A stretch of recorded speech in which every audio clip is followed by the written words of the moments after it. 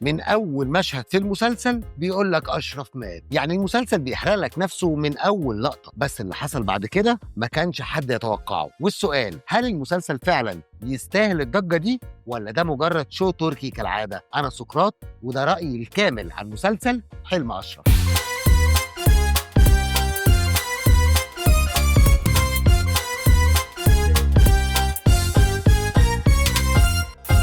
حلم أشرف مسلسل تركي درامي أكشن بيدور حوالين رجل العصابات اللي اسمه أشرف، وبيحاول يوازن ما بين ماضيه العنيف ومستقبله اللي نفسه يكون أنظف. المسلسل فيه قصة حب وصراع نفسي وأكشن ودراما وتفاصيل إنسانية كتير قوي.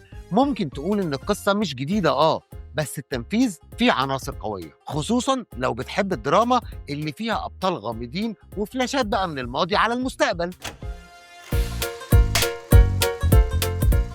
أشرف أداؤه تقيل وموزون جدا على الشعرة، قدر يخلق كاريزما خاصة للشخصية، طريقته في المشي، صمته، نظراته، العربية القديمة وحتى لبسه خلى أشرف شخصية مش بلاستيك ومش شبه أي حد.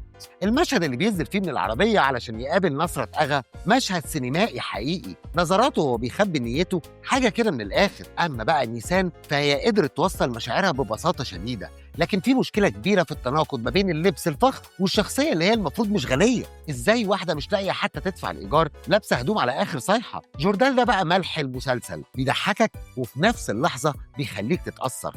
حضور طاغي، شخصية حقيقية ومش مصطنعة. أما قدير أدى شخصية الند بشكل يخليك تغلي من جوه، صوته وملامحه وكل حاجة بتقولك أنا خبيث، وده معناه إنه نجح جدا. بص يا معلم، الإخراج هنا من أفضل ما شفنا في المسلسلات التركية في آخر سنتين. كل مشهد متصور فهو متصور بحرفنة، وخصوصا مشاهد المواجهات، التوتر والقتل، والمشهد بتاع انفجار بنت نصرت من ناحية زاوية الكاميرا والمونتاج والمؤثرات والإضاءة، ده مشهد ممكن يتعرض في مهرجان سينمائي.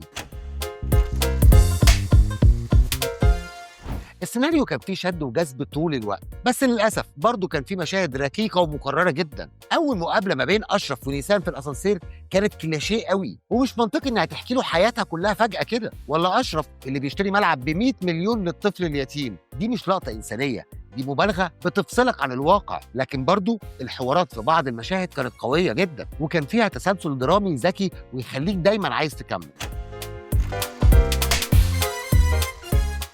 التصوير هنا بقى مستواه عالي جدا، زوايا الكاميرا بتخدم المشاعر، الإضاءة محطوطة بالشعرة،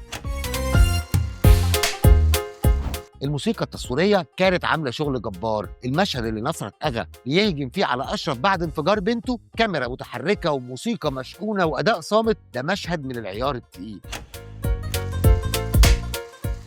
رغم بعض المبالغات وإن السيناريو كان فيه مطبات، لكن برضو التمثيل والإخراج والتصوير والموسيقى خلوا مسلسل حلم أشرف تجربة مختلفة. أنا هدي للمسلسل 8 من 10 لأنه مسلسل ممتع، وخصوصا لو شفته كله مرة واحدة. ونهاية الموسم الأول خلتني فعلا مستني الموسم الثاني بفارغ الصبر. قولوا لي في الكومنتات ايه اكتر شخصيه حبيتوها في المسلسل. انا عن نفسي اشرف ونيسان. وما تنساش اكتب لي رايك بصراحه، هل شايف ان المسلسل فعلا يستحق 8 من 10 ولا يستاهل اقل؟ واستنوني في حلقات تانية عن مسلسلات شتويه قويه جدا جايه قريب. وما تنساش لو عجبتك الحلقه دوس لايك واشترك في القناه وفعل الجرس علشان تشوف كل جديد في حكاوي سقراط. سلام يا ابطال.